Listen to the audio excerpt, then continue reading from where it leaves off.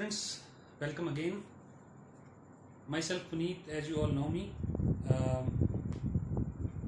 आज जो हम टॉपिक इतिहास का जो विषय हमारा इतिहास है उसका जो टॉपिक हम आज उठाएंगे वो है इंडस वैली सिविलाइजेशन और हम कह सकते हैं हड़प्पा सभ्यता।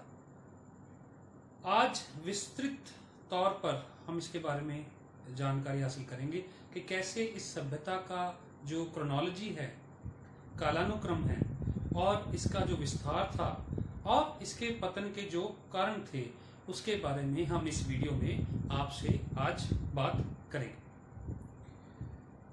ये सभ्यता क्या थी? सभ्यता, सिविलाइजेशन क्या होती?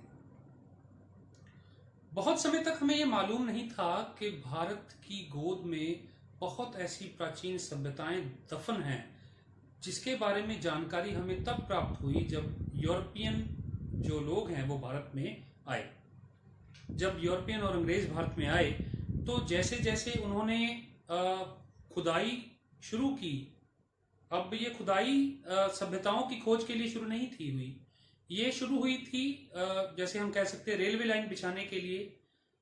और अगर मैं बात करूं कुछ ऐसे व्यक्तियों की जैसे चार्ल्स मैसन और जेडी कनिंघम, और मैं बात कर सकता हूं बहुत सारे ऐसे नाम हमारे पास हैं जिन्होंने देखा कि बहुत सारे माउंट्स आउटस्कर्ट्स पे फैले हुए हैं और उन माउंट्स में बहुत सारी ऐसी वस्तुएं निकल रही हैं जो हमें प्राचीन काल के बारे में बहुत जानकारी देती है।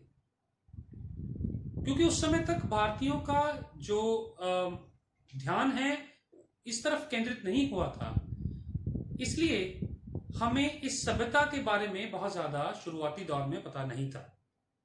जैसे जैसे एक्सकेवेशंस होती रही, खोज होती रही, हमें इस सभ्यता के बारे में पता लगा।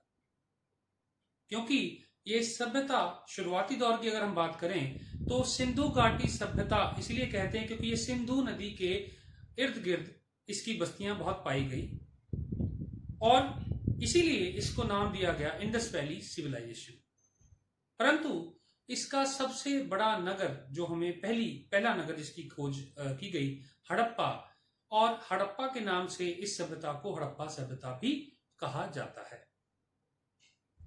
हड़प्पा सभ्यता का विकास एक समय में नहीं हो गया, हजारों बरस लगे इसके विकास को, और अभ्युदय के बाद विकास और विकास के बाद इसका पतन जो हमें दिखता है। कैसे ओरिजिनेशन होता है, कैसे ये प्रोग्रेस करती है और कैसे इसका डाउनफॉल होता है, आज हम उसके बारे में बात करेंगे। स्टूडेंट्स, सबसे पहले हम अगर बात करें तो सिंधु जो इंडस रिवर है बहुत इंपॉर्टेंट, बहुत महत्वपूर्ण रिवर है। सिंधु नदी के आसपास बहुत सारी बस्तियां, जल के साथ इन बस्तियों का होना कोई नई बात नहीं है क्योंकि जल एक बहुत ही आवश्यक वस्तु है हमारे लिए। जल के बिना जीवन हम सोच नहीं सकते। इसलिए हम बात करते हैं कि सिंधु नदी के किनारे किनारे बहुत सारी बस्तियों का निर्माण हुआ। भारत की ये सभ्यता 5000 साल पुरानी सभ्यता है और इस सभ्यता का जो जिक्र है वो हम मेसोपोटामिया और मिस्र की सभ्यता के साथ बिल्कुल एक ही समय में ये सभ्यताएं हुई और बहुत ही विकासशील सभ्यता, शहरी नागरी, ये हम जिसे कहते हैं नगरी, ये सिटी लाइफ थी, इनकी नगरी सभ्यता थी। और बहुत ही महत्वपूर्ण खोज जो इस सभ्यता की गई जिसमें हमें बहुत ऐसी आवश्यक वस्तुएं प्राप्त हुई हैं जिसे हम ये अंदाजा लगा सकते हैं कि 5000 साल पहले भारत जो है कितना विकसित देश था। जब हम इसकी बात करते हैं एक और बात मेरे जहन में आती है कि हिंदुस्तान, ये शब्द जब आप सुनते हैं तो इसका जो नाम है हिंदुस्तान वो सिंधु नदी से, इंडस रिवर से लिया गया है। क्योंकि ईरानी लोग जो हैं वो स को ह से संबोधित करते हैं, सिंधुस्तान की जगह हिंदुस्तान शब्द जो है सप्त सिंधु को हप्त हिंदू लिखा जाता है, तो इसीलिए सिंधुस्तान से हिंदुस्तान जो शब्द है वो हमारे सामने आता है। सो हिंदुस्तान की ये सभ्यता हमारे लिए बहुत प्रेरणादायी सभ्यता थी, क्योंकि पूरे विश्व को इस बात का पता लगा कि हम नए नहीं हैं, हम बहुत पुरानी, हमारी जड़ें जो हैं बहुत पुरानी हैं, हमारी सभ्यता, हमारा कल्चर बहुत ही पुराना कल्चर है। सो सिंधु घाटी सभ्यता का जो विकास है, पहले मैं यहां बोर्ड पे लिख देता हूं।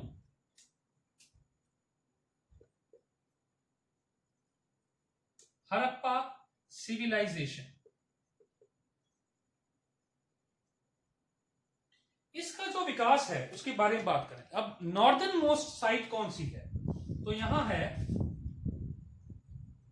Northern most site which is Manda, ये JNK में है, जम्मू एंड कश्मीर में। सेकंड हमारे पास है southern most site, southern most site which is Daimabad,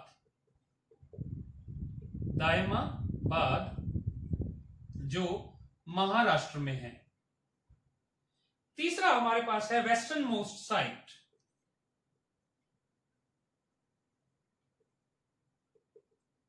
which is सुक्का कंदोर,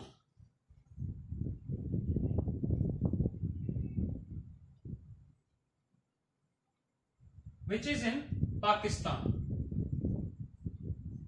और लास्ट में ईस्टर्न मोस्ट साइट,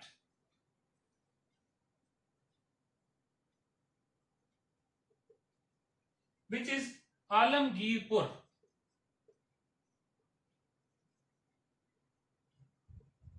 जो यूपी उत्तर प्रदेश में पाई जाती है। तो ये इस सभ्यता का एक्सटेंट है, विस्तार है, किस प्रकार ये सभ्यता भारत में फैली हुई थी। क्योंकि भारत की घनी आबादी है और इस घनी आबादी के कारण हम और बहुत सारी जो साइट्स हैं related to Harappan culture, we are unable to find them, we are unable to excavate them. That's why जो साइट्स हमें प्राप्त हुई हैं, तकरीबन 1400 के करीब इसकी जो साइट्स हैं हमें प्राप्त हुई हैं। बहुत सारी पाकिस्तान में चली गई हैं, बाकी कुछ इंडिया में हैं, हमारे पास जो हमें प्राप्त हुई हैं। सो इतने बड़े विस्तार के बाद एक सभ्यता नष्ट हो जाती है, ये भी बहुत अपने आप में एक ऐसी बात है जिससे हम बहुत क्यूरियोसिटी पैदा करती है कि कैसे ये सभ्यता का अंत जो है वो हो गया। अब इसकी बात जब हम कर रहे थे हड़प्पा की, तो इसके जो सबसे पहले हम बात करते हैं first reported by Charles Masson. Charles Masson एक ईस्ट इंडिया कंपनी में सिविल अधिकारी थे, जिन्होंने सबसे पहले 1826 में इन माउंट्स को देखा। उसके बाद जोसेफ डेवी कनिंघम जो हैं वो उन्होंने यात्रा की, और कनिंघम ने 2 बार इस जगह की यात्रा की, 1853 एंड 1873 में।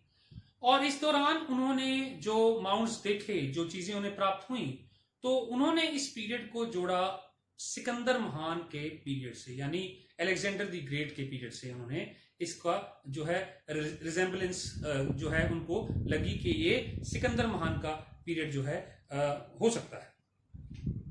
कनिंघम ने जो है मैसन ने जो है ये समानता दिखाई थी अलेक्जेंडर के उसे। कनिंघम ने जो है कनिंघम ने इसको जो है इसके आर्टिफैक्ट्स को इकट्ठा किया, लेकिन वो इसको किसी कालानुक्रम में जो है बांध नहीं सके, उसका पता वो नहीं लगा सके।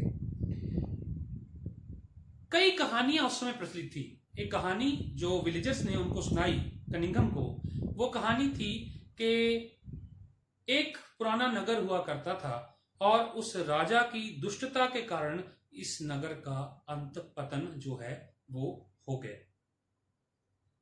उसके बाद एक और व्यक्ति जिसका नाम है जॉन मार्शल, 1924 में इन्होंने इस सभ्यता को मिस्र और मेसोपोटामिया की सभ्यता के समान एक विस्तृत सभ्यता का नाम दिया।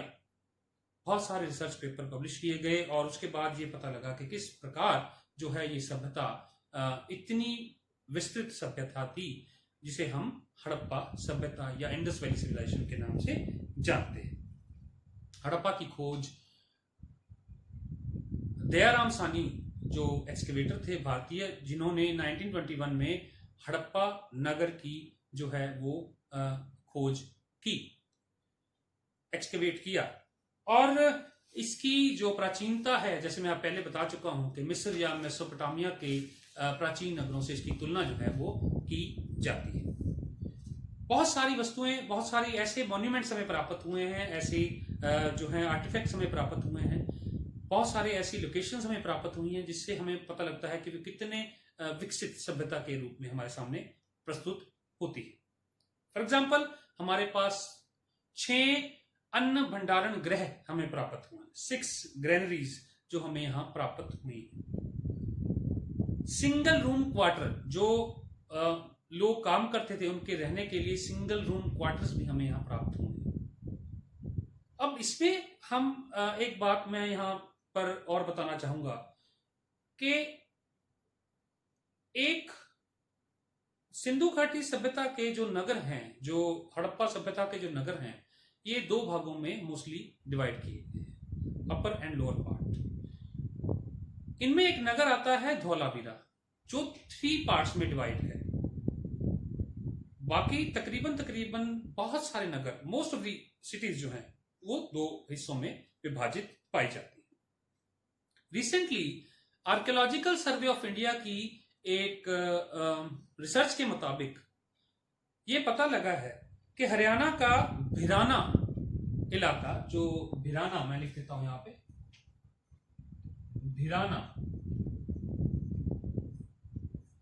भिराना जो इलाका है ये oldest Harappan site in Indian subcontinent according to new archaeological survey of India report के मुताबिक, जो हम ये कह सकते हैं कि बहुत ही पुराना ये ओल्डेस्ट साइट हमारे पास हमें जो है प्राप्त हुई है।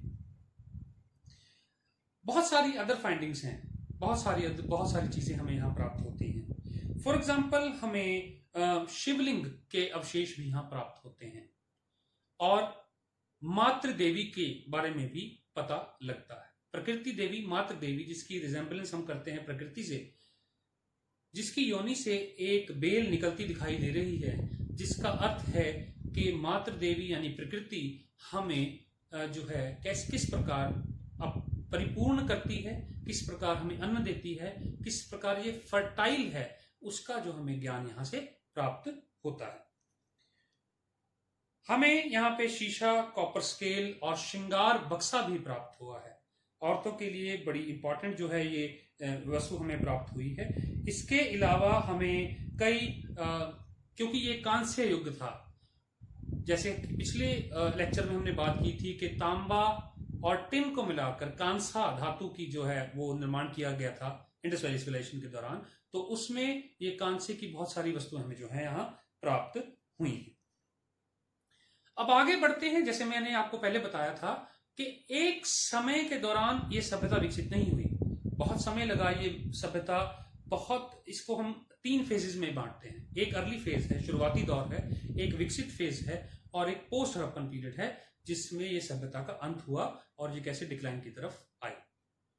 तो फर्स्ट फेज जिसकी हम बात करते हैं, उससे पहले हम इसको टाइम पीरियड्स में विभाजित करेंगे। सबसे पहले हम लिखेंगे यहां पे, वो है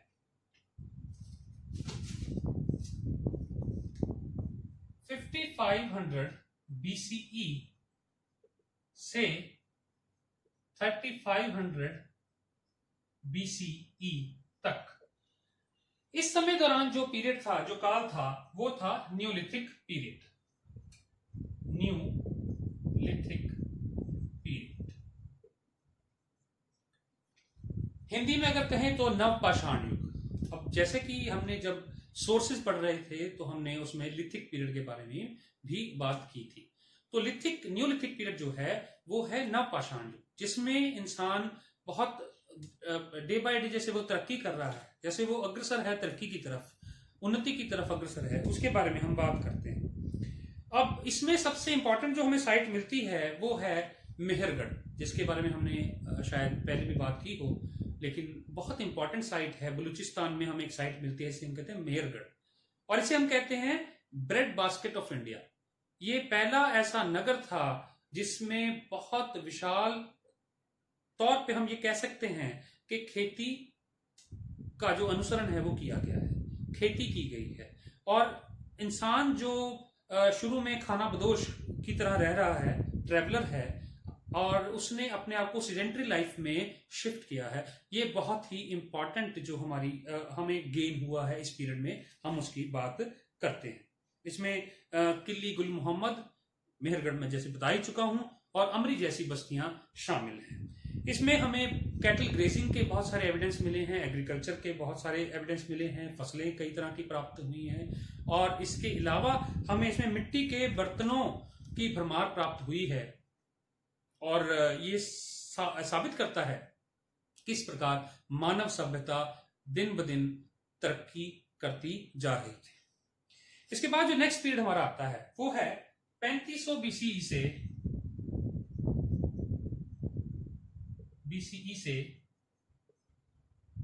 2600 बीसीई तक। ये पीरियड है early Harappan phase, early Harappan phase.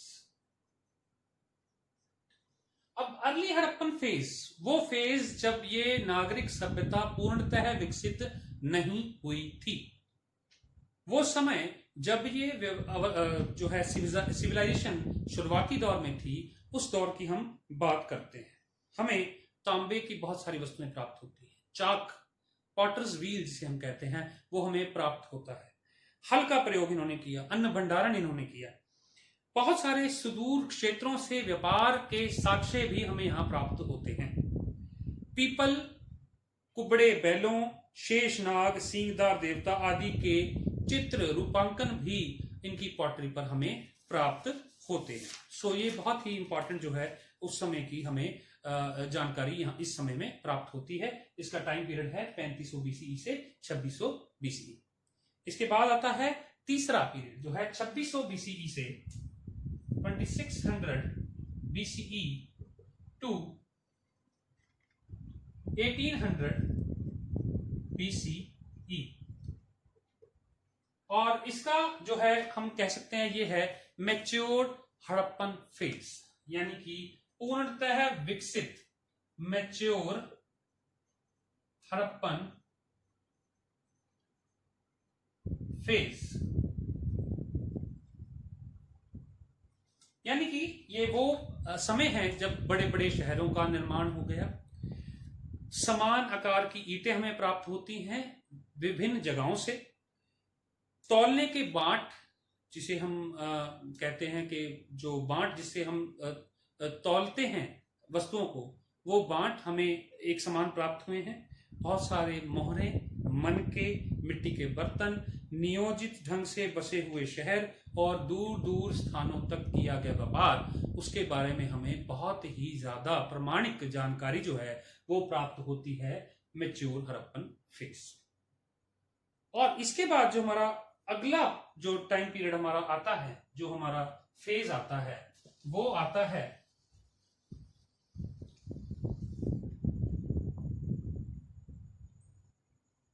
Late Harappan phase, late Harappan phase.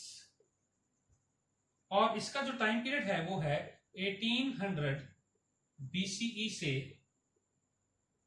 To further.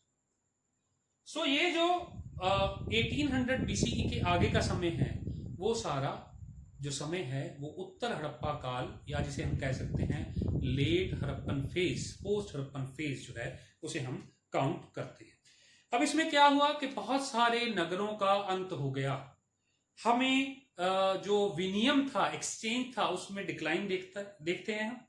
बहुत सारी सिटीज जो है, सिटी लाइफ जो है वो खत्म हो गई। इसके अलावा बहुत सारी क्राफ्ट्स एंड पॉटरी जो है वो बन तो रही है, लेकिन उसमें भी बहुत सारे बदलाव इस समय हमें देखने को मिलते हैं। और इस सिविलाइज्ड को हड़प्पन सिविलाइजेशन क्यों कहते हैं?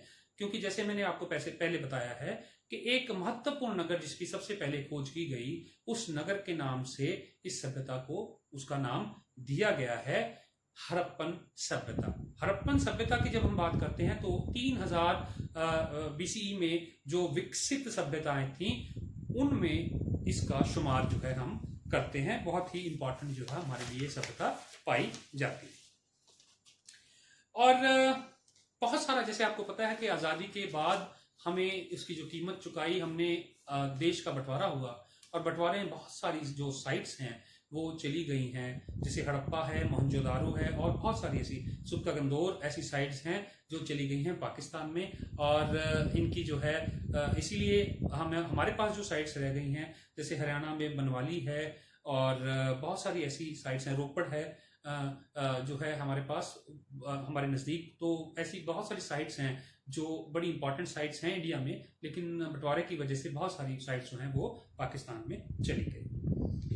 और इसके बाद हम बात करते हैं बहुत ऐसे नगर जो हमें प्राप्त हुए खुदाई के द्वारा, लेकिन उसकी जो हम बात करेंगे वो मैप के जरिए समझेंगे कि किस प्रकार ये नगर जो है वो कहाँ कहाँ स्थित हैं, इसका सभ्यता का एक्सटेंट क्या था, उसके बारे में हम जो है मैप के जरिए इसको आगे फॉलो करेंगे।